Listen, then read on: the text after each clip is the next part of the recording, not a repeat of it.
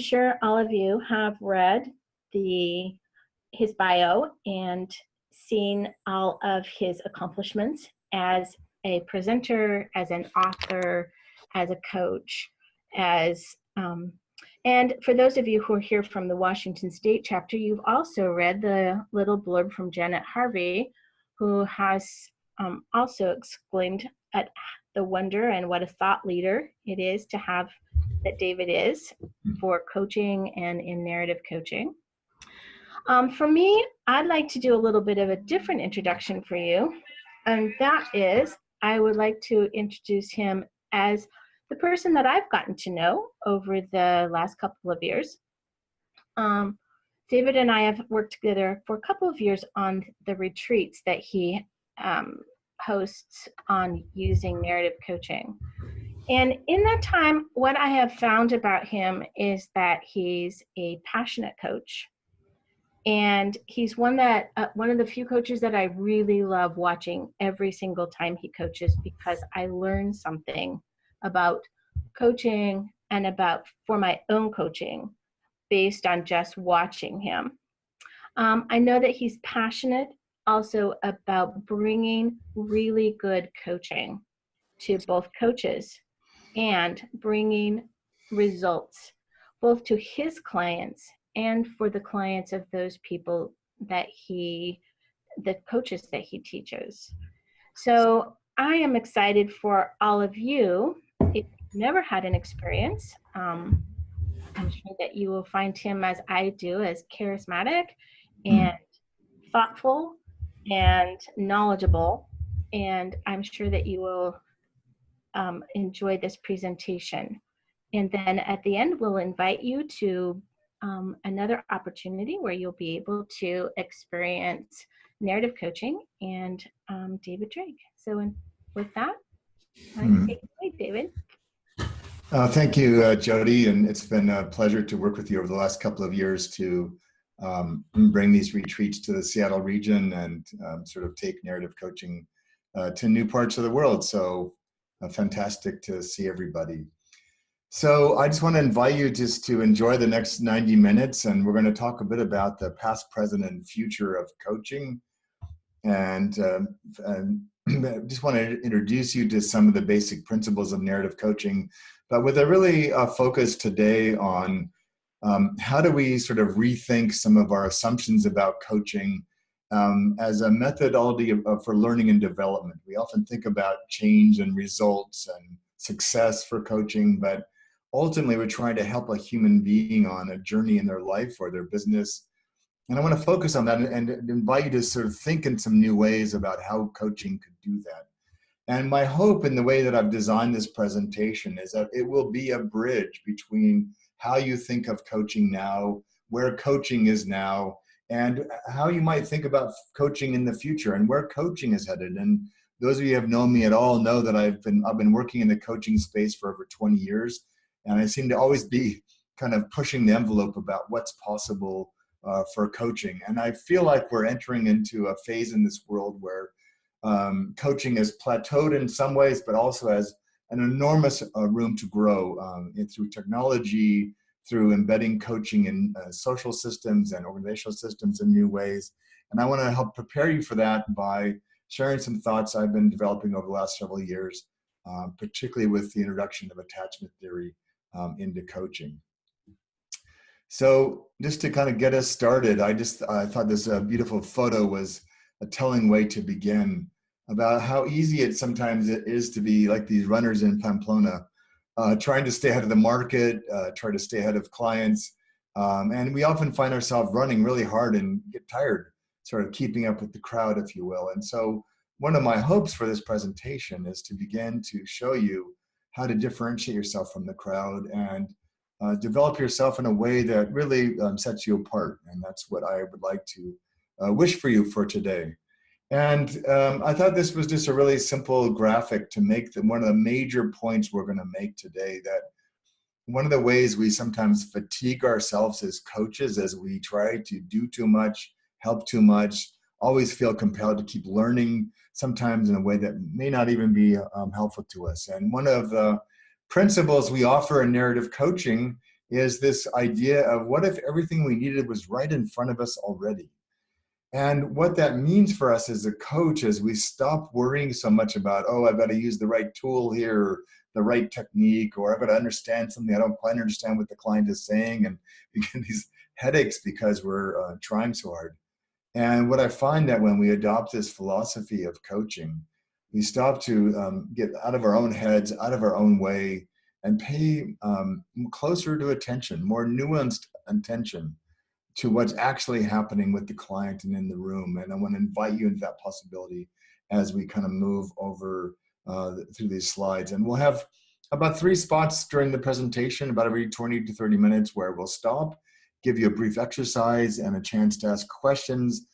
You can use the chat box to record questions and reflections and observations as we go. And Jody, Maria will sort of gather those. And then when we get to the Q&A time, we'll pick out some of the ones to share with everybody. So I want to just talk about one of the things I'm most infamous for, which is a series of debates and dialogues across the globe in the coaching community about goals. And as much as I have a deep admiration for the late John Whitmore and had breakfast with him many times on his travels, and we actually ended up discovering years ago that we were in the same country at the same time once, doing some interesting work. And so I have a deep respect for his great contribution to coaching. And I feel at times, sometimes, that so much of coaching is still stuck in what seems at times like an obsession with goals. And I want to talk to you about one of the reasons why I feel like goals are overused or not used well, and how they may not be as necessary in many cases for what we're actually trying to accomplish with our clients.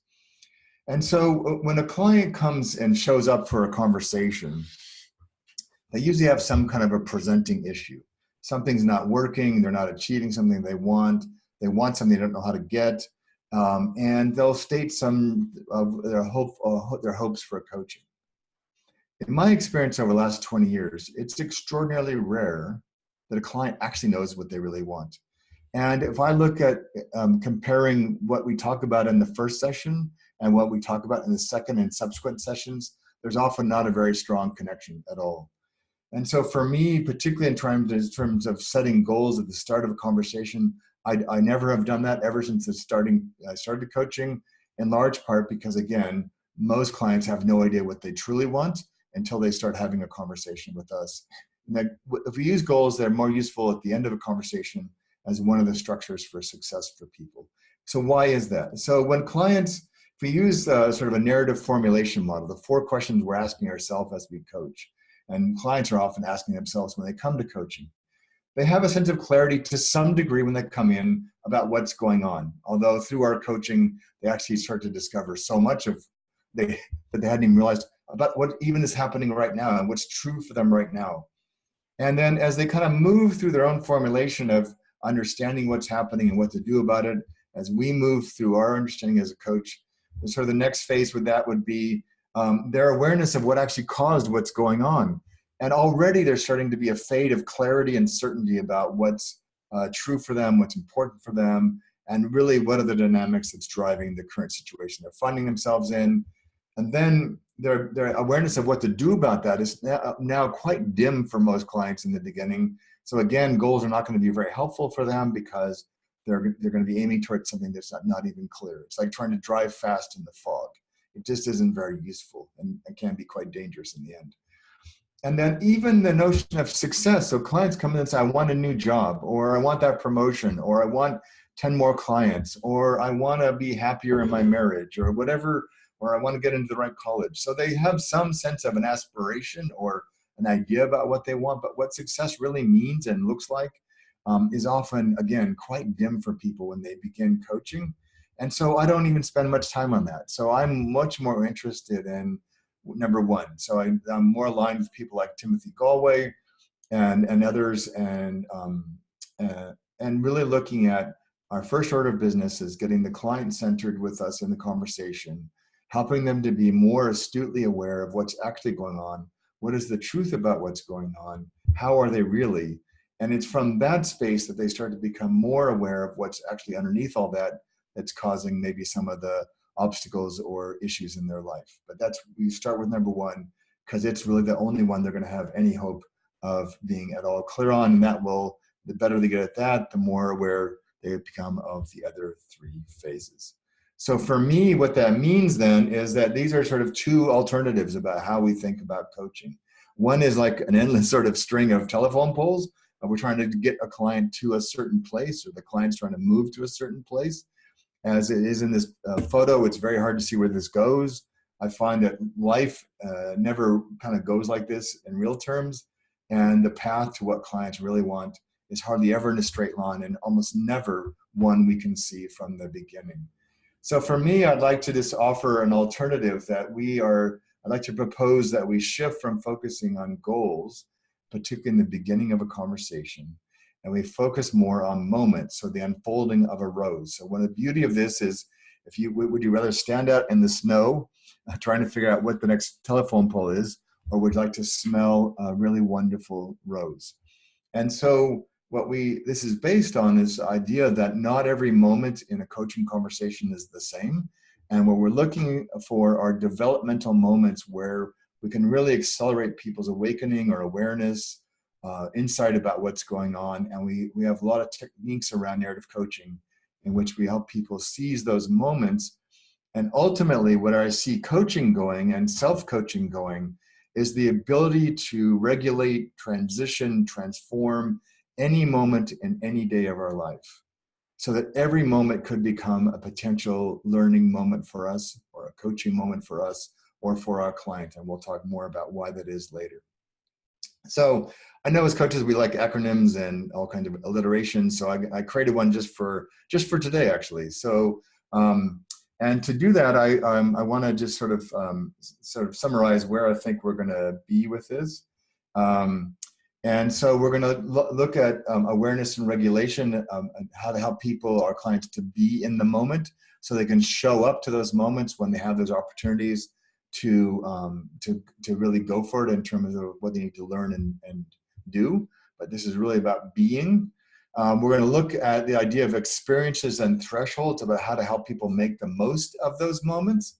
And then the idea of scaffolding and transfer, which is all about how do we help them to be successful, to leverage those moments, and to transfer the gifts of those moments back into their life or their work. So if we take all this together, it forms the word matters. So these are words that we don't often see a lot in coaching, but I think are a much more powerful frame for what we're actually doing in coaching than a more linear model that moves a client through a coaching process. We're actually helping them discover, in many ways, in those conversations, powerful coaching moments. So I want to we're going to spend our session today kind of diving into sort of 4 keys that I think are essential, that sort of pick up on all those themes from Matters. So the first one, and a lot of this comes from attachment theory and the ability to learn from that body work about the development of children, recognizing that our adult clients face many of the exact same issues. And so the first thing that our clients need to be able to do is to form and retain secure relationships. And I've increasingly observed over time that so many of our clients' issues relate to their dysfunction in relationships and their lack of sufficient relationships, real relationships, healthy relationships. And so a lot of what we're doing is helping them create a sort of a crucible or a container for the work they're trying to do, by helping them either shift their communities, build out new communities, form better relationships, and use the coaching relationship as a laboratory to learn new ways about how to relate. The second thing that they need to be able to do in coaching is to be able to learn how to regulate. And we'll talk more about what that means, but essentially it's the ability to come back to center when we get blown off course throughout our day. So somebody cuts us off in traffic, we get dysregulated, like, whoa, what is that? Or we might have a negative reaction to that. Or somebody's highly emotional in a session and we're not prepared for that, and we get dysregulated. It's like, whoa, what is this about? And so it's the ability to come back to center. And the same thing is true for our clients. That so much, as we'll see in a few minutes, of what they are needing to do differently in their life comes from their ability to regulate more often and more fully, particularly in challenging moments. And we'll talk about what that means. Oh, these were out of order. That's okay. We'll just move this next one up. And the ability to access the resources that they need in the moment, again, to access what they already have. And then the fourth thing is to be able to release old narratives that don't serve them anymore and reconfigure the narratives that they have so they're more life-affirming and generative for them. So we're going to cover each of these four in a little bit across our time together, and we'll stop it in between each of these and give you a chance to ask some questions, okay? So here's, for those of you who like charts, here you go. I like charts myself. It's a nice way to kind of put all the information in one place. So this is sort of the dashboard, if you will, of the material we're going to cover. And so I want to just talk that through, and then we'll start in on the first one about relationships. So just in terms of outcomes, so the attachment column, these are the 4 attachment outcomes, and I'll explain them more in a few minutes.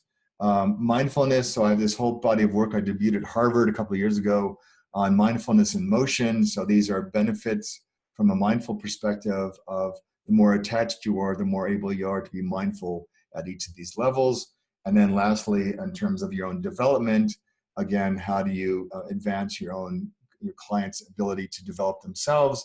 And then we'll look at each of these lines as we move through these one at a time. So again, we'll have a chance to come back to this, so don't worry so much if some of the words are new for you, because we're going to cover all of them off over the course of the 2 hours. But I just want you to show that this is the narrative coaching model on the left, but again, you can map this to your own coaching model. These are what things that clients are looking for from us. And this is how we can kind of use the progression through a coaching process to increase their sense of attachment security, to help them be more mindful in a way that's going to be productive for them, and to develop themselves. So one last thing I'll say about this, and then I want to share a little story with you, and then take a pause and give you a brief exercise. So one of the assumptions fundamental assumptions that sits behind narrative coaching is that the model that we use is actually not a coaching model. It's actually a change model that comes from a piece from anthropology called a rite of passage. And what sits with this is that we are not imposing a structure on a conversation. We're not walking people through a series of steps, much to the dismay of some people who look for that. What we're doing is we're saying people show up in the middle of a change journey that they're already on. Even if they're just starting, they're already sort of framing what's going on in terms of change for themselves. So we're observing where they are in their own change journey. Which of these sort of 4 phases of change are they actually in? Where do we need to focus most of our attention? And our only job is to help them get to the next phase. So we're matching what we're doing for our clients based on where they are in their own change journey. We're coming alongside to be with them in that phase. We're helping them move along at their own speed and in their own way. We're not trying to say, you should be here because my coaching model says that you should be here. Okay? So I find that people really appreciate this way of working, both in learning it and receiving it, because it's far more natural than having to memorize lots of coaching stuff. It's what people are doing anyways. We're just helping them do it better and in many ways faster. So I thought one way to sort of bring that to life would be to put this up on the screen. I'm going to let you just read this so you have a moment of quiet, just to kind of read this for yourself. And I want to say a couple of things, and then we'll take a brief pause before we dive into the first of our 4 keys.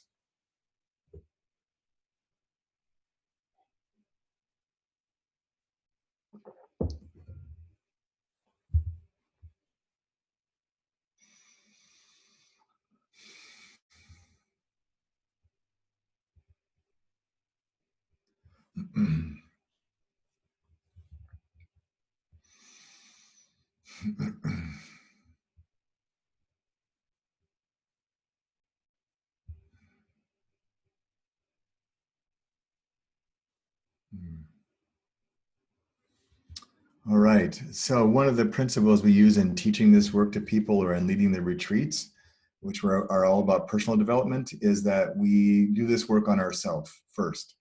So this is not really something that to do with your clients as much yet as it is about what does this mean for you as a coach. So I'm just going to pause here for a minute, let you sort of reflect on what we've discussed as we start here. And I'll invite you to put in the chat box, what are you finding challenging and or inspiring about what we've said so far? And I'll just give you about a minute or so to think about that, put some comments in the chat box. And then I'll ask our two wonderful hosts just to call out a few of them in a minute. And then we'll move on to the first key about how you could actually work this way and use this work to grow yourself as a coach. So again, in the chat box, just drop in any questions or reflections about what you found maybe has challenged you in a wonderful way in terms of stretching your own learning, and or what have you found inspiring as in terms of what you've heard so far.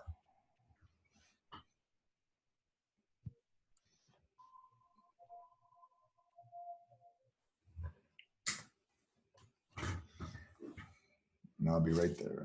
Just 1 second.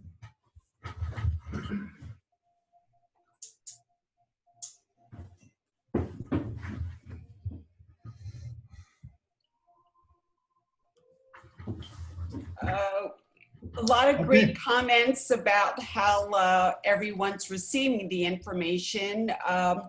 More of a question around how you frame the rite of passage. Yeah, so in terms of what it is, so in traditional societies, when people would move through a stage of change, say like from a boy to a man or a girl to a woman, or from single to married or alive or dead, they'd create rituals. And so we have like vestiges of those rituals, like in Halloween, which, you know, has some origins of roots in court jesters and the Middle Ages and the sort of Day of the Dead. In some societies, it's sort of this mocking of life and death. And so it's this sort of social and personal process where your personal journey is taking you from one status in your society to the next one. And in between this is what's called a liminal state, where you're neither, you're in between. And not only is it sort of guiding you through your own change journey, but it's an opportunity for the society to make a bit of fun of itself and to really challenge its own norms. And so one of the things that makes narrative coaching really unique is that we've moved long beyond individual psychology. We're only working on the person because we recognize that so much of our great work with individual clients sometimes gets diluted when they go back into, say, organizational systems or family systems that don't support that development. And so we pay a lot of attention to cultural norms, social narratives, organizational stories, things that influence our clients. And so the rite of passage is just saying, we will provide some, what we call structured emergence, but we will provide some structure and coaching as you try to move through your change journey. And we'll provide some mirroring, we'll provide some experiences, we'll provide some invitations, but we know that we can sort of have a basic map of the journey you're likely to go on, and together we'll kind of figure out where you are now and what you need to kind of move on to next. Okay? David, also a question about how do we approach this or explain this to our clients?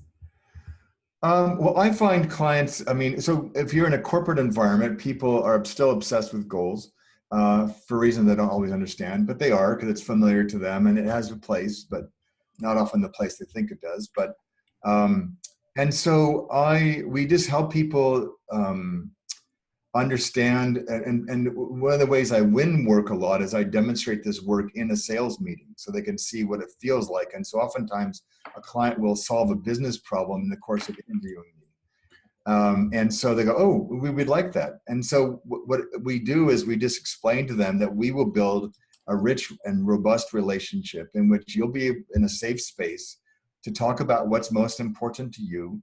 There's usually some kind of presenting issue, a derailing behavior, an underperformance, a desired promotion. And we will use that as sort of a North Star, if you will, to guide the conversations, to kind of hold that up as something to look at, but we're not going to take a straight line for it. We're actually going to unpack that quest a bit and unpack that desire and see what actually wants to emerge in the course of that conversation. And so And when we do some check-ins, as we would with any sponsor or host in a company, to talk about progress in ways that are part of the confidentiality agreements. But we don't promise outcomes. We don't promise magical solutions. We promise that we will have the most important conversations that client needs to have, and we'll keep people abreast on what emerges from those conversations. So I'm going to, just for the sake of time, I'm going to move on and just, again, keep gathering the questions, and we'll bring up as many of them as we can over the course of the conversation. Okay, so our first of our sort of key pieces here, is to, I always love these ladies. They're having so much fun. I just want to know what the joke was that they're laughing at, or maybe they're talking about their partners, who knows. So for this one around relationships, so safe haven, cope, and author. So what does it mean? So the basic fundamental thing for a child is that child needs to have, do whatever it takes when they're born to preserve safety and love, the two biological needs they have to survive. And so a lot of that comes through the emerging relationship between their caregivers and themselves as an infant. The fundamental outcome for that is they need to feel a sense of safe haven. It's an existential experience of trust, that if things don't go well for me, there's somebody here who will attend to my needs. And since they don't know what their needs are when they're that young, someone will sort of be able to anticipate them and meet them. And so people that have a strong sense of safe haven growing up tend to have a stronger sense of felt security, they're more stable, and they do better later in life. What we're doing for an adult client is we're creating a sense of safety and trust at the start of coaching. Why? Because then their whole system can relax. Like, oh, phew, finally I get this off my chest, or finally I get someone I can talk to openly about this, or gosh, I can cry and nobody laughs at me, or whatever. So that sense of safe haven is the fundamental starting point for any coaching relationship. And when we do that, we're helping clients to recognize they can cope with whatever issues they've brought to coaching. And the more safe they feel, the more they can cope. And we're actually teaching them things by our modeling and our conversation about how they can cope even better outside of coaching. And when they can feel safe and when they cope well, they're more able to be an author of their own story. If they don't feel the relationship is safe, they're not coping well, that's when clients tend to get engaged in a lot of shaming and blaming behavior, because they don't feel safe enough to own what's actually happening, and they don't feel responsible for their own stories. So people that are stuck in victim mindsets often are ones that are not coping well, and they don't feel safe. So that's the only outlet they have. And again, we come to this with no judgment of that. That's just the best they can do at that moment in time. But if they can't feel safe, they can't cope, and they don't own the authorship of their own stories, it's very hard to do much else in coaching. That's why we spend so much time in the beginning, make sure that the relationship that we have is a strong one with them. So I want to just talk a bit about then the coaching relationship, and then we'll take another brief pause here for a minute. I want to try to keep these next bits pretty bounded. There's a lot I can say here. I've studied this for a long time, but I'm trying to just keep it sort of to introduce these ideas for you on this call today, and then we'll talk a bit about how you could have more of this later. So, my PowerPoint always gets a little bit excited when it goes on Zoom. It sort of starts to change stuff around. Anyway, so let's just see when this shows up. So anyways, the title for this, so you can imagine there's a title across the blue that says the coaching relationship is a crucible for change. So more than we realize, people come to us not because of the brilliance of our questions, they come to us because of the quality of the relationship that many of our clients frankly don't have enough of in the rest of their life. And I think we can use this to our advantage in terms of really paying attention to how we use the coaching relationship to help our clients get more of what they want.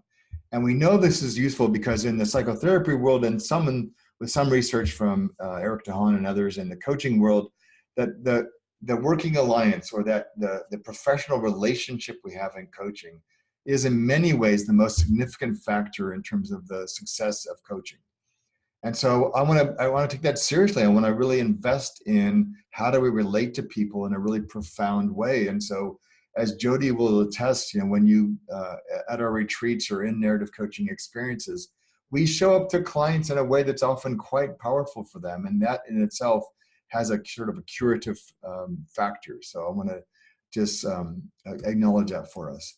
And it, again, will be as much of a resource for the client's change as any technique we can offer them. And again, it's because it's a human need we have to feel safe and loved. We feel connected to people, to feel empowered by people. And so that relationship is significant for us. And again, I think our ability to meet people, to be able to, oh, my video stopped again. Sorry about that. To be able to see people, to meet them where they are, to accept them, to not judge them, to honor them is incredibly powerful for our clients. And we're also modeling for them how we handle difficulties in coaching. And that's transformative in itself. Again, our ability to how we connect with them.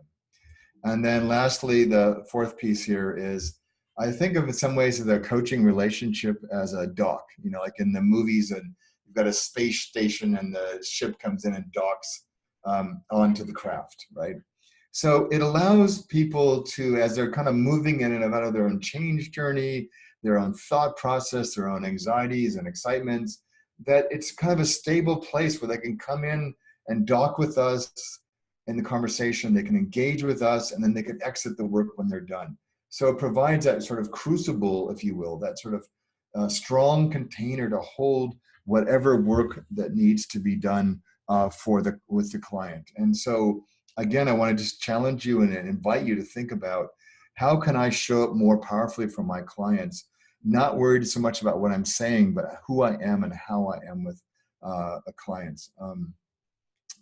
And I had a conversation a few days ago with someone who's experiencing some significant mental health issues, and she said the most impactful part of our entire conversation was the fact that I could hold space for her to be in this difficult place without any judgment, and there was absolutely no effort on my part to fix anything.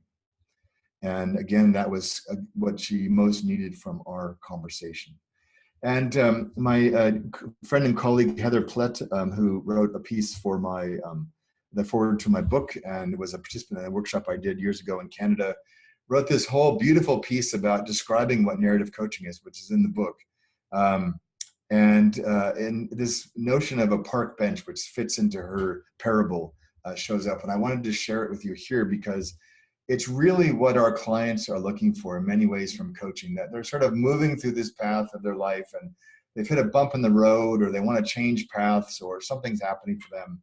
And fundamentally, what they first and foremost want is just a place to sit down and actually have us sit alongside them, share their story, be supported in their story, and then when they're ready, get up off the bench and head down the path for themselves.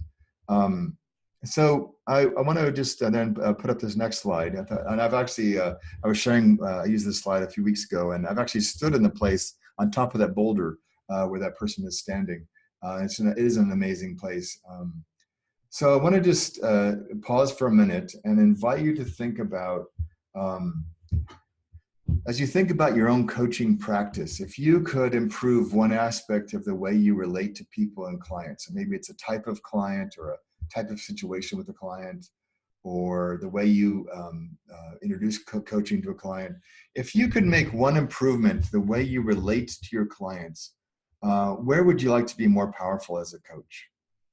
So if you'll just take a minute and reflect on that for yourself, and if you'd like, if you feel inclined, just drop a note in our chat box and let us know what you see as your own learning edge about your ability to be in coaching relationships.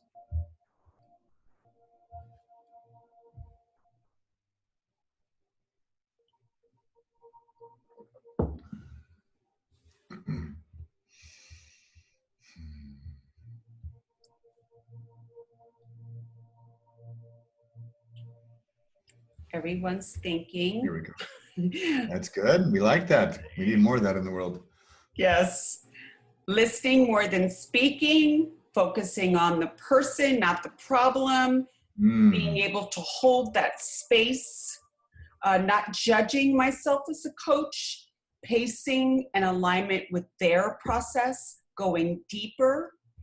Oh, they're coming in so quick. Good. Yeah, it's good. It just, listening at a deeper level, being there, supporting sustainable changes on the topic of the victim, and to spend lots of time creating the safe haven for them, deepening my trust of myself, speak up and interrupt the client's pattern, being more confident when to offer a nugget of wisdom.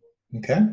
New context, the first time I engage, challenge me to trust the process, not judging the client. Great. So thank you, Maria. I appreciate that. And lots of good insights from people, and yeah, sort of good aims for ourselves in terms of our own ability to relate. And again, a lot of what we do in developing coaches through our WBEX program, Narrative Coach, but also through our retreats, is to be able to help us work on ourselves, because our own relationship issues often get triggered. So maybe you grew up in a family where people weren't very emotionally expressive, and now you have clients who have strong emotions. So again, it's about how do I grow myself as a coach so I can hold space even when it might be uncomfortable for me or new for me myself. So I want to just now move to the second sort of key for this in terms of this idea of regulation. And I thought this is a brilliant photo of the little boy, and maybe perhaps you went through a phase when you were a child where you swore there were monsters under your bed or in your closet, and didn't really matter what your mom or dad said. You really didn't believe them, and it's a sign of sort of a developmental spurt of imagination in a child's life. But I think our adult clients sometimes feel this way as well. Like, how do we? Oftentimes they want, where's the flashlight on my desk at work where I feel afraid, or where I'm in a difficult spot, or people that bother me at work. And so we'll talk a bit about regulation. So from the chart we had, so this is secure, base, connect, and actor. So in the attachment perspective, as children start to become mobile, they're able to move. And so as they move, new things become possible. And so a secure base is essentially that if a child goes out and maybe falls down, or gets into trouble with the cat or whatever, they can come back, right? So it means I have a base to work from that feels secure to me. And as I get more mobile and more agile, more mature, I can go farther and farther out and know I've got a safe place to return. We do this for adults in coaching by creating safety for them to try out new behaviors in the coaching session. So again, part of why we don't focus very much on goals is that the odds of clients doing things after the session that they didn't do in the session is quite low. And so I always tell people it doesn't get much better than this in terms of a safe place to practice. So we want that sense of secure base so they can try new things, experiment with new things, have new experiences in the coaching session itself, so that they can, if they fall down, we can help them get back up and learn from it and move on. What that does from a mindfulness perspective is mindfulness was never designed only for your own regulation. It's in terms of how you relate to other people. So regulation, our needs to regulate, which is what infants do. Infants can't regulate themselves in the beginning. They rely on their caregivers to help them learn how to regulate. And in some ways, we're helping model and teach our clients how to regulate at times when they feel upset or angry or off their game. And we want to then, through that, help them learn how to connect to other people, to connect to other parts of themselves in ways that they did not before. And if they can do that, they can have more variety, more flexibility in how they serve as an actor in other people's stories, the roles they want to play with other people. So much that comes down to their ability to regulate. So you might ask, so what is this regulation thing? So one of the easiest analogies is to think about a thermostat in the room. And so you have a desired temperature for the room, whether you're sleeping or up during the day. And so you set the thermostat, and then the thermostat has a sensor inside, which just recognizes when the actual temperature in the room differs from what you wanted it to be, and either turns on the heat or turns on air conditioning or the fan or whatever. So we have that ability in ourselves. We have this natural built-in ability to self-regulate. So we notice, like, okay, so I'm really anxious before this big presentation. It's not my desired state. I wanted to be 68 degrees and I'm feeling about 110 inside. I'm just like, whoa, or You might say, I'm really, I wanted to be at, at 68, but I'm feeling afraid, so I'm withdrawing, and I'm noticing from a metaphor perspective, my temperature might feel 30. So how do I warm myself up to kind of take a risk and come back in?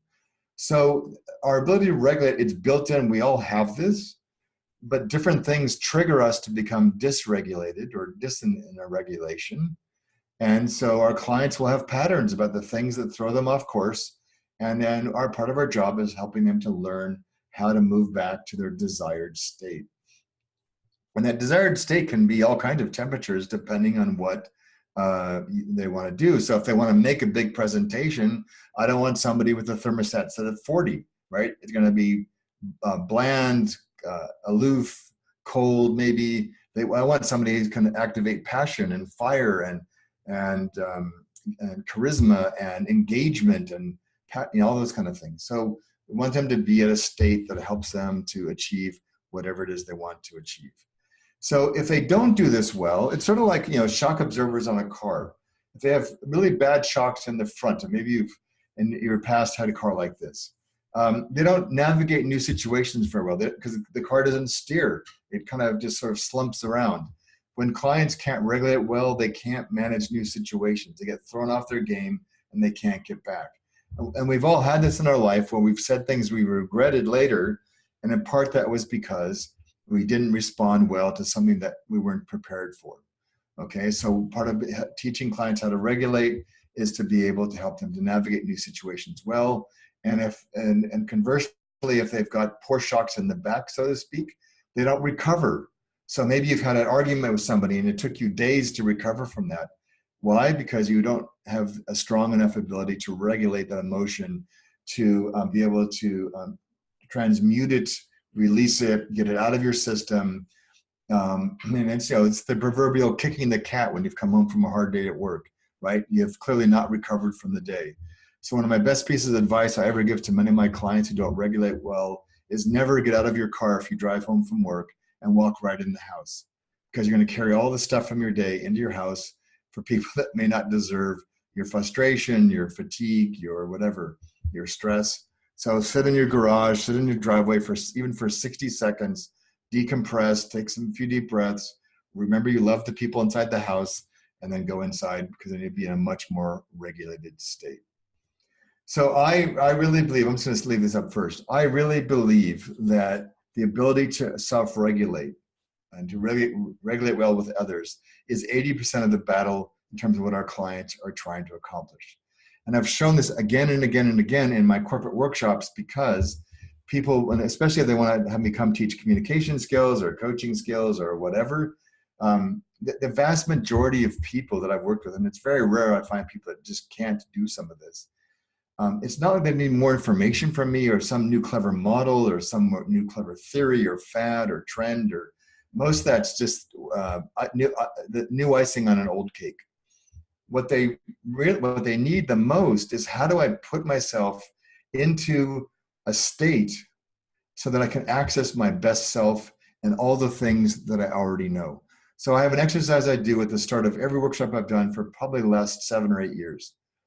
And I've done this for bank CEOs. I've done this for coaches, for parents, for teachers, a wide variety of groups of people. And all I ask people, I have to move them to a mindful state. I help them remember something that was important to them. I guide them through a sort of a somatic re-experiencing of that wonderful moment for them. And then I have them share that with a partner. No one's ever failed that activity. It's always one of the most moving things they do in the entire workshop. And the reality for them is that I didn't have to teach them anything about how to have that conversation or how to have that memory. I didn't have to give them any structure, any handout, any theory. I said, all I invited you to do was I helped you move into a state of mind, a state of being in which you could be your best self, and in which case that came quite naturally to most all of you. So again, I just think this is a really important piece. And the more our clients can regulate themselves in coaching, the more honest they're going to be. Why? Because they're not defending themselves. The more agile they're going to be, because they're going to adapt to whatever emotions are coming up in themselves or insights are coming up in themselves. and they're going to be more generative. They can make more happen because they are now more able to show up in their situations they're going to encounter when they leave the coaching session. And so they can have better narrative formulations and take better actions. And so it's a way of sort of spilling that out. They're going to be more aware of what's going on. Why? Because they're not defending themselves or agitated. When you're agitated or stressed or anxious, you don't think as well, you don't notice as much. And so they're going to be more aware if they're regulated. They're going to be able to tell more of the whole story. They're going to be able to act more from their highest self, and they're going to be able to achieve more meaningful success. Okay? So this is a really important piece in terms of how do we help our clients learn how to regulate. So I wanted to show you one quick tool just to introduce that to you as part of how we teach that to people, and then we'll take another pause here before we move on to the third key. So, as I said, babies don't know how to regulate. They can't. They physiologically can't regulate yet, in large part because their left hemisphere is relatively dormant. They're almost all right hemisphere oriented. They don't have language yet, so the left isn't doing as much as it will by the time they get to be 2 years old or more. And so one of the ways that we're doing this is we're actually learning from what good parents do for their children. We can do the exact same thing with our clients. So I'm just going to give you an example of this, and then this is one of the tools we teach about how to help people regulate.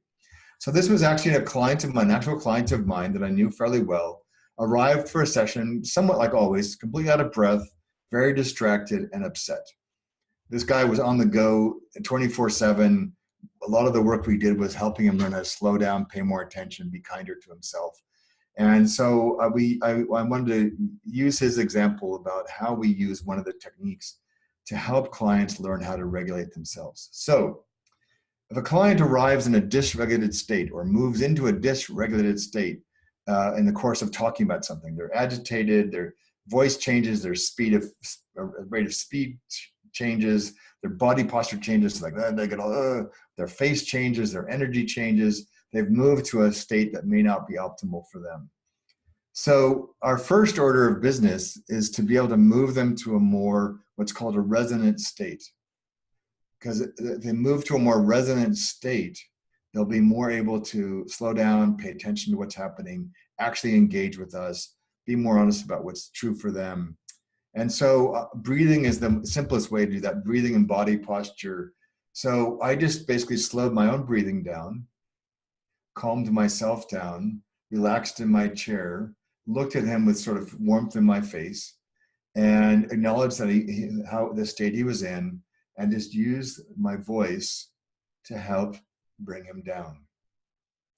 This creates a sense of resonance, and he's like, oh, and there's often a deep sigh when they've kind of reached more of this state, like, oh, I get to slow down for the first time today.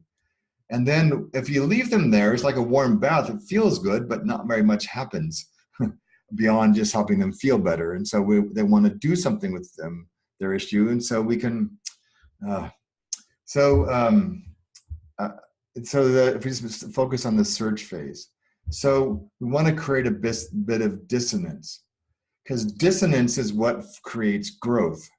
And so one of the ways I did this for him, because he's a very cognitive guy, was I started to surface the emotions that he wasn't sharing yet that were involved in the incident that he was reporting on in the session. And which created some agitation for him because he's a bit uncomfortable with emotions. And so as he started to surface more about how it felt for him, what it was, the value that was at risk for him, why this mattered to him, he started to sort of feel a bit uncomfortable, but you could see that some kernels of new insights were coming from a place where he had not expected it, which is a place that he doesn't often consult, which is why he's out of breath, distracted, and upset, is because he's not aware of his emotions across the day. And so things are happening for him, to him, in him, that he's not aware of, which shows up somatically, but not cognitively yet. So we help him to notice these emotions, and then in our phase and shift, getting him to speak to that. So we're now integrating this new thing, these emotions, into his storytelling. Why it creates neural resonance now at a higher level. So now it's not just the calm of his being, but he can actually bring in his emotions and still be in a good state. So that's what we're trying to aim for. How could he live in a way where he had access to emotions and still could feel resonant and regulated more of the time?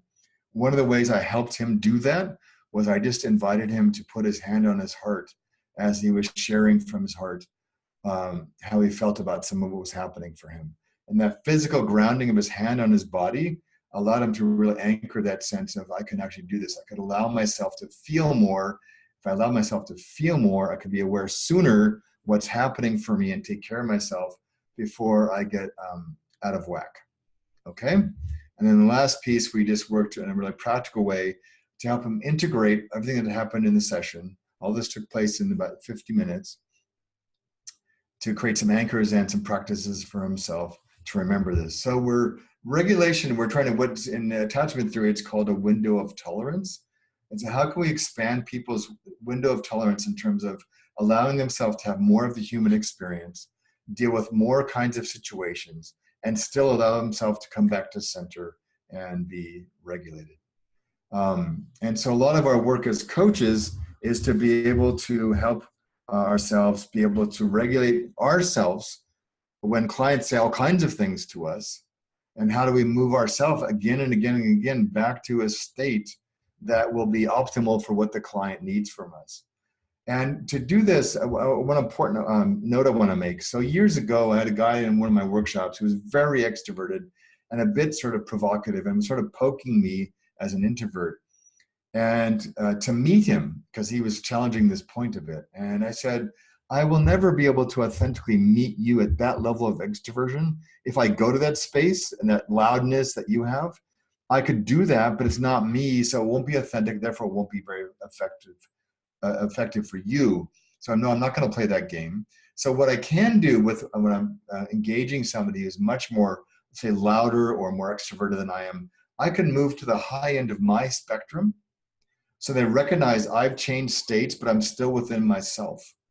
And we're inviting clients to do the same. We're not asking them to be like everybody else or someone else in particular, but be able to regulate themselves when they find themselves in different kinds of encounters.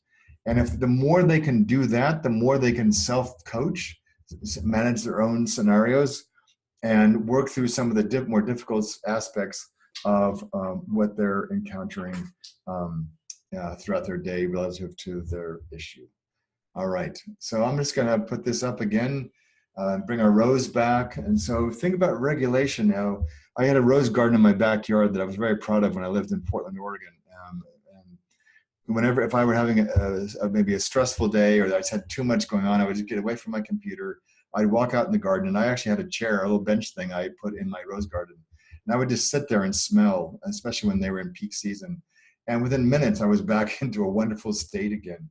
And again, we're trying to do in these moments with our clients is to help them to be able to regulate themselves when they get in these critical developmental moments so they can learn the most and take the most from them. Okay? So I'm just going to ask you to, we're not going to collect things in the chat box for right now, but I'm just going to ask you, we're going to be quiet for a minute and just let you absorb what we've just talked about and just reflect on that for yourself about where you, how you help yourself regulate during coaching, what kind of situations tend to dysregulate you, and think about this whole notion of how do you move with like the tides? How do you move in and out with your clients so you can stay in a state that's going to be regulated with them and help them move through and develop better regulatory skills themselves?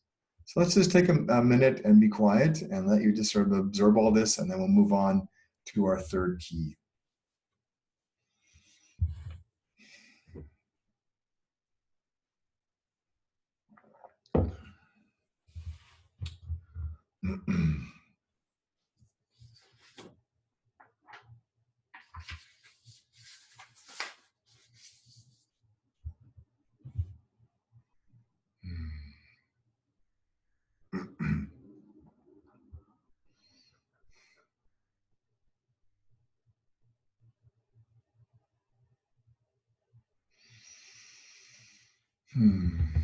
All right, so welcome you back from wherever you were. perhaps smelling imaginary roses. But I want to talk to you about now the third piece, which is as children, if the working model part of this is children kind of get older and more independent, they develop a working model, which is sort of a meta-narrative about how life goes. And they've already started to develop patterns in themselves around how they get their needs met. And if things go well and their needs are met well, they feel secure and everything's fine. A lot of what we're encountering in our clients is strategies they've had for a long time around how they got their needs met when they weren't met well the first time. So some of us tend to withdraw and become more self-sufficient. Some of us can be more demanding or more agitated to get our needs met, because that's what we learned how to do when we were young. So the working model is basically our meta-narrative about how life goes and how one needs to do life in order to get what one's needs met. The better we can have a strong working model, a healthy working model, the better we and our clients can create. We can create mindfully. Why? Because we're driven by narratives that are healthy. So if we have, say, a zero-sum way of thinking about life, like I have to grab everything for myself, because if I don't, there's going to be nothing for me. And so I come from a place of scarcity. The way I create and move through my life and my work is going to be very difficult for myself and likely for others. So I'm not creating mindfully, I'm creating from a place of scarcity, which often creates problems for others. The better I get at creating mindfully, the more I can be an agent. I can advocate for things that are important to me, I can advocate for better narratives, and I can make things happen to create a strong working model for others. And a lot of that comes from resourcing what's available already. So this is a wonderful, from an analogy perspective, is wonderful photo. I don't know if you've ever had like a trigger point massage or other massage shiatsu that work on points in our body that are energy centers, but also places that we historically collect a lot of stress. So particularly if this person's left-handed and uses their mouse with their left hand, that intersection right there is often a very painful point that we don't realize because we can't really reach it easily ourselves. But a masseuse that's trained in this will go into that point and release the spasm by gently but firmly leaning into that spasm or that tension in our body until it releases. And in many ways, we're doing the exact same thing for our clients. We're helping them to kind of really move into that critical learning moment in the session, that critical issue they need to really face about themselves, the opening for change for them. And we're gonna help them with both compassion and candor to really lean into that, to release whatever's stuck there. Not because we're fixing anything or making anything happen. We're just allowing the body's system to restore itself back to a more healthy state by removing the stress that we've imposed on it. In this case, the client's imposed on their self. So I wanted to sort of then talk about what that looked like in terms of coaching.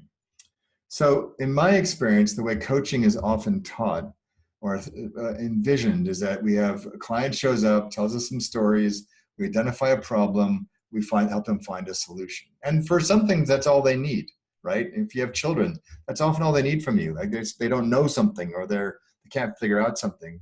And solution-focused things are great. So for many of the things our clients need, it's a really fabulous tool.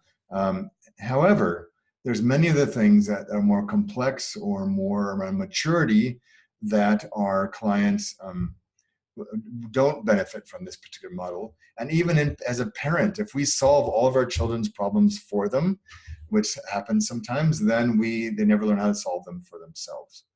And so I want to offer you a different way of thinking about the progression in coaching, which then speaks to the title of our presentation. So, so the way I want to think about this in terms of how narrative coaching is practiced is to show you this graphic here. So we're taking the same 4 elements that we showed you in the first model, and we're bringing them all together at the same time so that we can draw on any 4 of these in terms of where we pay our attention to in the coaching session. And we're going to look at this idea of the field. So the field is sort of that energetic space between you and your client that you're working in. It's where the narrative material comes. It's what you're working with. And it's the easiest way to think about what a field is if you've ever walked into a meeting and the phrase we would use is, you can cut the air with a knife, right? Or you walk into somebody's house for a dinner party and you go, oh my gosh, it's very obvious. You can feel you get goosebumps, or your skin, and the hair in the back of your neck stands up. Why? Because you can feel that there had just been an argument here, right? Or there's tension in this room. We can feel these things. The same thing happens in coaching. But we're going to use this also to notice where there's tension for the client, but also we can use that field in a generative way to start playing with new things, which means we have to make all this available to ourselves simultaneously. So here's sort of the next piece here is sort of bringing this into what does that look like relative to our topic for today. So this is a way I think about how change actually happens in coaching, how accelerated development actually happens in coaching, and it happens at critical moments in time. And one of the reasons that I offer this to you is I feel like we put so much emphasis on coaching on these aha moments. But for me, my experience over the years would suggest that aha moments actually don't matter that much, and because they in themselves don't actually do anything. They really sort of like bring a light bulb up, but it's everything, all the work is involved what happens after that moment and the structure we place around that aha moment. And I think sometimes we get seduced into believing that those aha moments are actually going to lead to change, which in reality, most of the time they don't. So I wanted to show you this model. So in this model that we use in our programs, so clients are in the yellow circle on the left, the yellow oval. Clients are discussing, they're working with you on their issue. We're not interested in gathering lots of information about that. We want to just really get down to the crux of the issue. Like, what is the essential decision, insight, action, breakthrough the person needs? And that is, so the C is for crux. Like, what is this conversation ultimately really about? And so it might be, for example, a client comes in and they're feeling really unhappy in their job, and they want you to help them work through some of the issues they're facing in their job. And if you get seduced into that, like a fish on a hook, you spend a lot of time problem solving all kind of issues with their job. But then if you step back and really look at and what am I really hearing here, then there's a more fundamental question, which is, does this person want to even be in this job? And so and then you ask them, and he says, well, no, truth be told, I'm just done. I'm burnt out. I need to do something else, right? So that's the conversation. So if you've spent 3 sessions getting to that point, you've now spent 3 sessions you didn't need to spend. And so ultimately what we're trying to do in terms of like, what is this issue? What is the conversation the person most needs to have to move through what is important to them? So we think of this as the crux of the issue that focuses down, and it ultimately comes to a choice point. So this threshold, so in the rites of passage, the threshold is the separation between one space and another. So it's, I was a boy, now I'm a man, and the ritual sort of helps them with that. For us, it means, what is the choice the person needs to make in order to move forward with what they said was important to them? Leave a job, commit to a new relationship, let go of an old story about something that no longer serves them, go for what they really want in their coaching practice. And so that choice point is a really important, but can be a tricky space, because there's a lot riding on this for people. So we want to make sure they're prepared for this. But this, for me, is ultimately far more powerful than a goal, because a goal generally is around one thing. But when people can move through thresholds, it actually opens up a whole array of opportunities in many other aspects of their life. And what we're doing then on the other side of the threshold is we're helping them to identify in the latter part of our coaching process, what are the actions they're going to take that will signify and embody and represent this new story, this new way of being in the world, or this new choice. The heart, again, around goals is the vast majority of what they're going to do in the right-hand yellow oval, they can't see from the left at all. So there's no point in planning for them yet. And they won't know what those are going to be until they're willing to commit to make the choice. If you ever saw one of the old Indiana Jones movies, there's a one scene where he's trying to get across a chasm, perfect metaphor for a rite of passage. And he can't see any way across, but then he throws gravel out over the abyss, and then it reveals the bridge. Same thing. You can't see the bridge until you're willing to make a choice. you can read all the books you want on marriage. You don't know what it means to be married really until you commit and say, I do.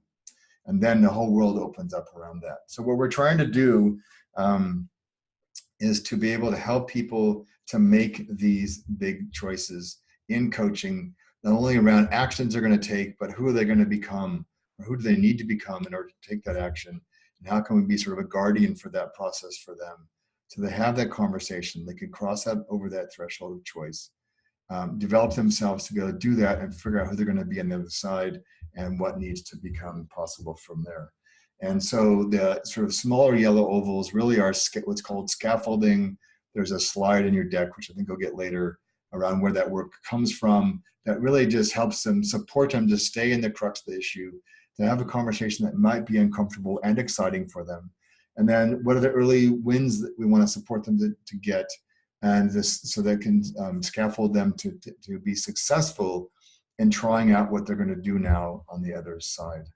So I'm going to just pause there now for a couple of minutes and just allow you to absorb that. And I'm happy to, I'll put that model back up just in case you want to look at that while you're pausing, because it might help sort of form.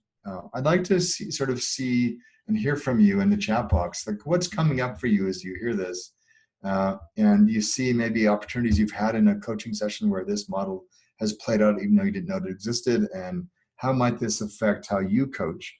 And so we'll do that for a minute or so or two, and then let you post some things, and then I'll let Maria sort of read off some of the gems that are coming through, and then we'll move to the last one, the last key, and our closure for our session. Also, we have a question from someone about putting the previous model up as well. I'm gonna just, that might be too late for that, but yeah, I'm happy to take a question about it, but I just want to leave this slide here. I'd like to ask the person with the raised hand if they would put their question in the chat, and I'll be glad to offer that to David.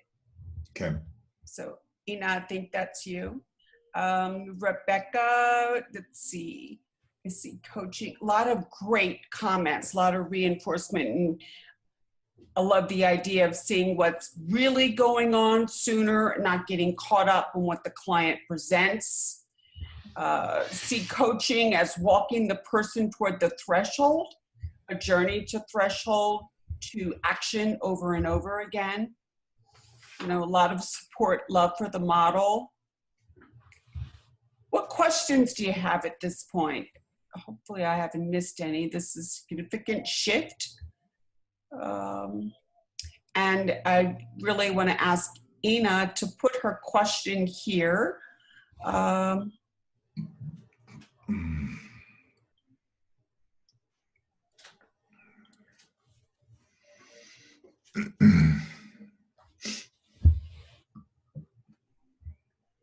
do you explain narrative coaching to coaches who are so dialed in to the goal-oriented coaching?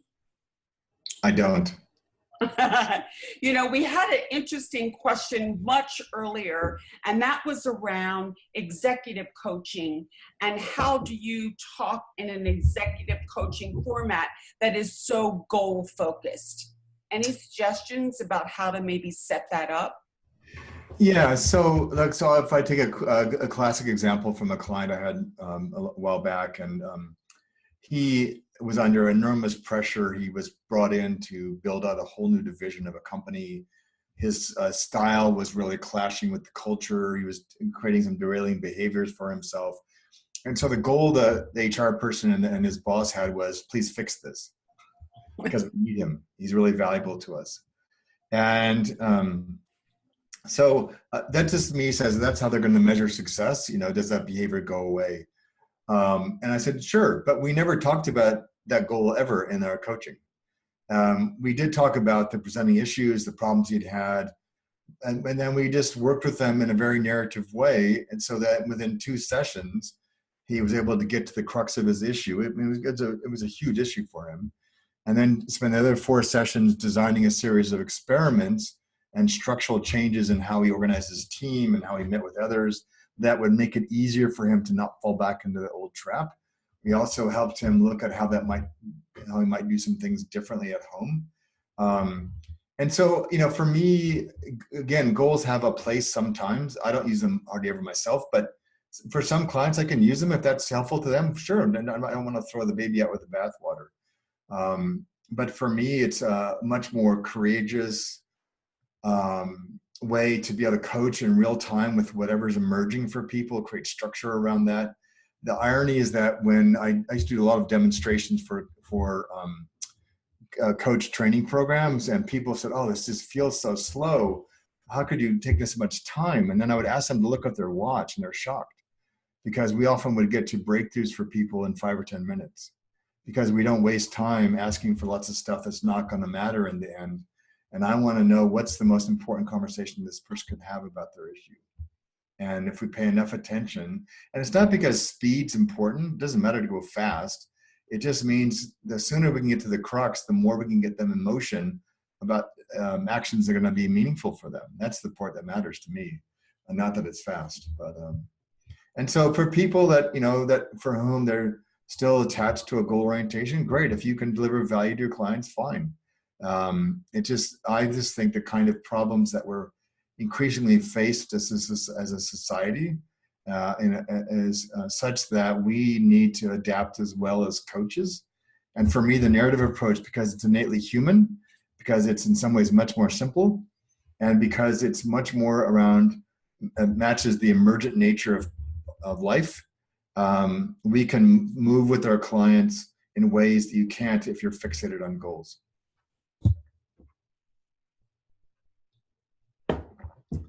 So, okay. Yes. Do you want to maybe one more question, then we'll move on to the last piece. Okay. Yes. Actually, we have a question about what are powerful questions when a client is right there, steps in front of the threshold. Yeah. So a lot of our questions are inviting clients to check into their own experience. So we ask them questions like, so when we start to sense that they're getting clear about what's really going on, we'll ask them as opposed to, tell me lots about that, or we'll just say simple things like, so what's happening for you right now? What's it like to be in this space? Have you been here before? And then when the issue starts to become clearer, then we start to invite them into thinking about what is yours to do right now, or what would this look like in the world, or what does this mean for you? And then we look at, especially in the retreats, we do a lot of work then on what do you need to leave behind to make this possible for you? And then we attend to that. That's the work of the left oval. We help them to deal with that. So saying goodbye, or letting go of the shame around maybe an old story they had about themselves that held them back. And those stories served a purpose. And now we're saying, thank you, I don't need that anymore that way. And then we don't spend a lot of time on the future yet, because other than we're kind of heading here and this is what it means. So a threshold, like a door between one room and another. There's a threshold at the bottom we have to step over. That's a commitment. There's also what's called a lintel, which is the beam at the top. That's what we have, so that which is why you stand there in earthquakes sometimes. But that's what we give them. We give them a structure, say we will support you in making this choice. I've had people close their businesses in the middle of a retreat because they realized that was the choice they had to make. And so for us, it's really about helping them to notice what's happening for themselves. We want to be present so that we can provide safety for them in a way, but we also at the same time want to be invisible. We don't want this to be about us. We're not, unlike a lot of, psychodrama or other things, or even like family constellation work, which is amazing, which rely on professional facilitators and professional knowledge. We want people to be able to feel like they're doing this themselves. So ultimately, it's their life, not ours. So we need to make sure that they stay in charge of their whole process. And we're just guiding them and supporting them as we know based on what we're seeing. Okay?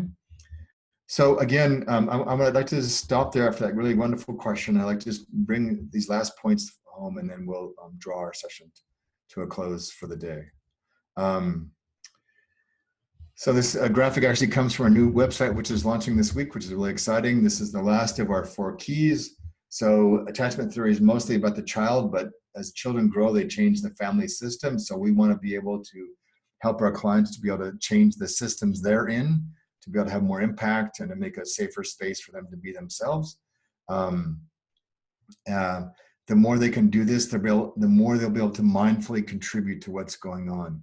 Why? Because I feel that they're in an environment um, that will be more supportive. So you think about the lasting power thus far of the whole Me Too movement. It's like helping us move beyond sort of static conversations about bias and other things, and actually into more real conversations about privilege and violence and exclusion and the need for both men and women to reinvent themselves in some ways. And so the whole taking a more systemic approach to narrative coaching means we want everyone to be able to contribute to that conversation because it's going to benefit everyone, some more than others would.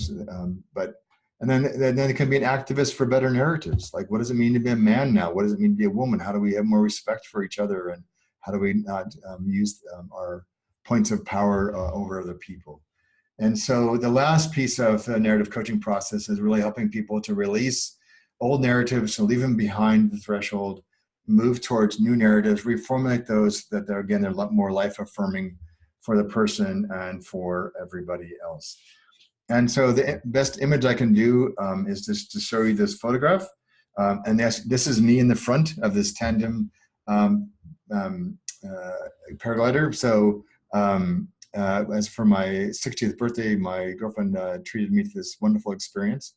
And you take a little class and they teach you all kinds of things, and absolutely nothing prepares you for that. What happens about 1 second after this photo, which is me having to take off for the first time. And it's just exhilarating, frightening, exciting, amazing. But again, that's what crossing thresholds are like for people. It's to be able to make tangible and powerful moments of choice. And again, we want to be able to create the safety and the container for that in the session itself, so that people can do that before they have to go out into the world and do it on their own. Just a couple of things about that, and then we'll bring our session to a close. So again, they're going to release and reconfigure narratives as they cross. They're going to be able to do this because they're now learning more about how to relate to their environment and themselves, to regulate themselves. Again, you have to manage your own tension and stress as you're about to take off because the wind is blowing. You have just a few, even the window of, the margin for error is very small because the window at which you have to jump together is very tiny. So we want people to be like that. They can regulate and be ready to go when it's time, and they can resource themselves to know that they can do this. And then lastly, as I said, not only in terms of their own personal narratives they're working on, but also the collective narratives around them that they want to affect in order to make it easier for them to be successful and for others to be successful as well. So what I'd like to do is just, sorry, these came out of order. So what we're asking people to do as coaches is to be able to witness those moments when clients are ready to take those big steps, to have those big insights, to be a guardian at the threshold so that they take care of themselves and don't make foolish choices or come into these unprepared.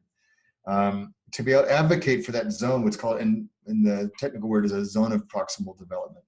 Like, what is this piece about that the person needs to address? How do they help them be in a zone where they feel supported and really stay focused on the most essential conversation they most need to have, and then create, as a steward, support for them as they move forward in terms of what comes next for them. And so, let me just get to this. So here's all these, again, to regulate, to relate, to resource, and to reconfigure. All right. So I want to just put up our, on this last slide and just ask you now, as you sort of think about where we've been, I just want to take any final reflections, comments, questions. We've got about 5 or 10 minutes. So I wanted to make sure we left enough time to have more of a discussion. And so if there are things that are coming up for you that you'd like to share now or ask now, now's a good time to do that. We had some great questions that came in earlier before we got back. Sure. But That's one fine. question around, have you found yourself going too deep, too quickly with a client? Yeah, but yes, yeah, sometimes, because sometimes as you get better at this, you can see things they can't see yet. And so again, our whole discipline in this and why we focus on our own development as coaches is I have to be able to regulate myself. The whole point of coaching is not to demonstrate how wise and clever we are, even though sometimes we fall into that trap. And so the whole thing about regulation is something we can do in ourselves, but we first learned it as an infant in terms of what's called mutual regulation, to be able to regulate with our caregiver or our parent. And so we're doing the same in coaching, that this is all in service of the client. We're not doing anything really other than witnessing them, supporting them, mirroring back to them. And so we're always trying to, and I know in ICF language, the whole idea of pacing.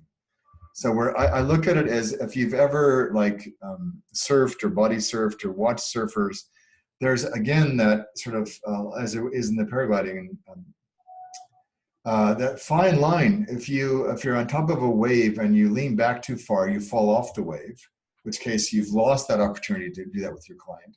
But conversely, if you lean too far over the wave because you're too eager to make something happen, because, ooh, I have an insight here, oh, this would be really helpful, then we fall over and smack into the sand on the bottom. And so the whole thing is we want to be slightly ahead of the client, not because we're going to lead them anywhere, but because we're sort of getting ourselves ready for what may be coming, and then being willing to let go of that if it's not true, because the client might go somewhere else. But we want to be able to meet our clients where they are always, and then invite them into other places where they might find value in exploring.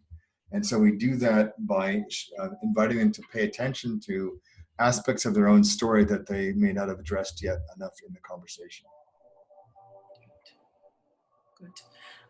Another question. Do Yes. you find presenting issues are themes throughout the person's life? Yes. And take them maybe different places to understand? Yes. So many of the things that plague most of us, that's called being human, are things we've wrestled with our whole life, right? The beauty of aging is you stop caring so much about perfecting them, and you come to accept yourself more and try to address them as best you can in places that are important to you. And again, sometimes one of the traps of too much goal setting is it puts in place an implicit or explicit expectation of perfection. And I'm not interested in perfection. I'm interested in helping somebody be a fuller human being. And part of that is about the evolution of character and our unique sense of self or selves. And yeah, so we just need to be careful of not getting too far ahead of the client, or not doing too much for them, or assuming that we know where the client conversation needs to go.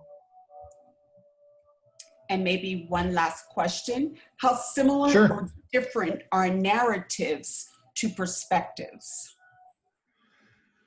Yeah, so I would say that when you form a perspective, you've also formed a narrative about what you think is going on, and a narrative, sort of reflects the perspective you've taken. But a narrative is sort of larger, because then there's also like sense and meaning built into a narrative, whereas a perspective is just a viewpoint, and your narrative is sort of what meaning you make out of what you see. And the narrative sort of follows a structure. So the beauty of the model is that the 4 phases of change that we guide people through and support them in is also the 4 phases of a narrative, the 4 acts of a narrative. And so they come in with one story, they often leave with another, and that narrative changes as they move through telling it. So, and then a lot of what we're doing in coaching to help pave the way for a new narrative is invite other perspectives that the person could take to help them see what's going on differently, which then opens doors to the possibility of new stories. David, out of curiosity, we did get a question much earlier about doing a coaching demo to show us what this looks like in reality. So clearly we don't have time for that now, but I don't know if you'd like to address it in some way. Yeah, I mean, it's I thought about that as well, and maybe we can do one of these again later where we offer this, and we've got some recorded. They're not up yet because we haven't built that part of the website, but we're going to put a couple of demos up on our website here in the next couple of months to show that. But the simplest thing is, we if you were to watch this, it's really about quieting ourselves so we can see far more. We can invite the client into a different state. And then we're listening for keywords that are coming through their story. We only work pretty much with the material and the stories they present us. So if I give you an example of a case from when we did in our WBEX program of a woman that was had a career in one field and then left that field and was now wanting to move on to something else, but was really struggling to find new work. And in that conversation, I helped her. I asked her about if she had any hobbies in her life, and she said, "Yeah, I have this hobby." She was liked to make clothes and was really good at designing clothes, and she did that for gifts and things. And so we, in the course of that, her frustration around her job search for what she wanted to do next for her work, I said, well, I'm just wondering, as I listen to you talk, if part of your issue might be that you're trying to approach your job search based on your old career, which was as a CPA. You're trying to create a new life for yourself by looking at it through the lens of an accountant. I said, what if you were to imagine and I said, if you would just go sit in a different chair across from you, so you just refresh the screen, if you will, and start over. I'd like you to think about how would you approach your job search differently if you looked at it as a dress designer. And she just beamed, and she's like, and you just see that this whole world opened up. And I said, so how do you design dresses? And she walked me through the process of designing a dress. And she said, it's the complete opposite of what an accountant does. And I was trying to plan my life like an accountant. That's precisely the thing I want to leave behind. And so we just, if you were to see a demo, you would just see me working with the material that's showing up in the conversation to help people unlock, because the resolution's already present. It's just hidden in their stories. They don't see it yet. So we're just helping them to make that visible. But I just wanted to put this up. So if you want to know more about the work, you can look at our new website. We've got retreats coming up in a variety of places around the world, and there'll be many more next year. I think Jody put a link in the box if you want to know more about the one that's in Seattle. There's also a link to the book. And then starting in January, we'll start another cohort of our partnership with WBEX if you want to learn more about the art of narrative coaching. The threshold retreats are great because they're all experiential. We do hardly any teaching. And they're really just about giving you a feel for what it's like to work this way for yourself. So we'd love to have you, and you can always email me off the website if you have any questions, but I'll let you guys bring this to a close. Thank you, David.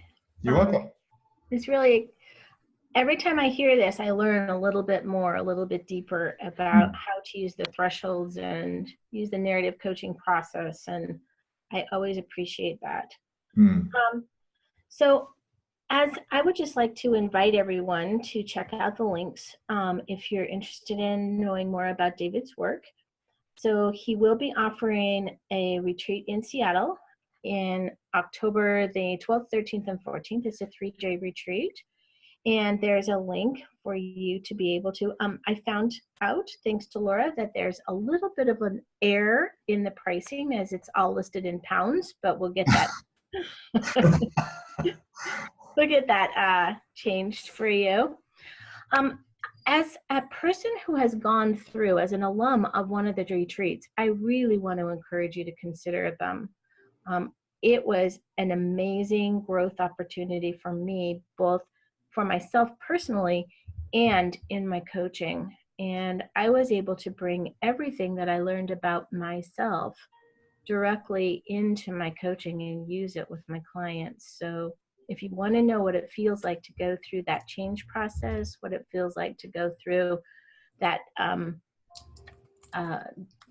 that hero's journey spiral, yeah. This is a great way. And or if you just want to have an opportunity to spend more time talking to David, because they're small, they're intimate, and you have a chance to really understand more about this work. So I'd really like to encourage you to consider, and as you see on the link, there's 5 other ones that are, 5 other retreats that are also listed there because the Western region is so large. As far as our passwords, the first one, if you missed it, because I forgot to tell you it, but I put it in the chat, is threshold. And our ending one is guardian. So those will be the 2 passwords you will need for your CCEUs. David, we had a question from several people wanting to know if you'd be willing to share the slides with the attendees. Sure. Okay. And I want to thank you all for your wonderful comments. We have a wealth of wonderful comments that David will get to see. I've saved all of those. So thank you for the passion everybody brought to this workshop. Yeah. So if you want, maybe you can send me the chat script and I'll send you guys the slides. Oh, that's a good trade. Yeah. So again, for those of you who missed the passwords, they are threshold and guardian. Great. Okay. All right. Thank you, everyone. And yes, there will be a questionnaire coming from the region to get your feedback on this session, because we hope to have a lot more, and we really want to make sure they keep getting challenging and enjoyable. Thank you, everyone. All right. Thank you. Bye, everybody. Bye.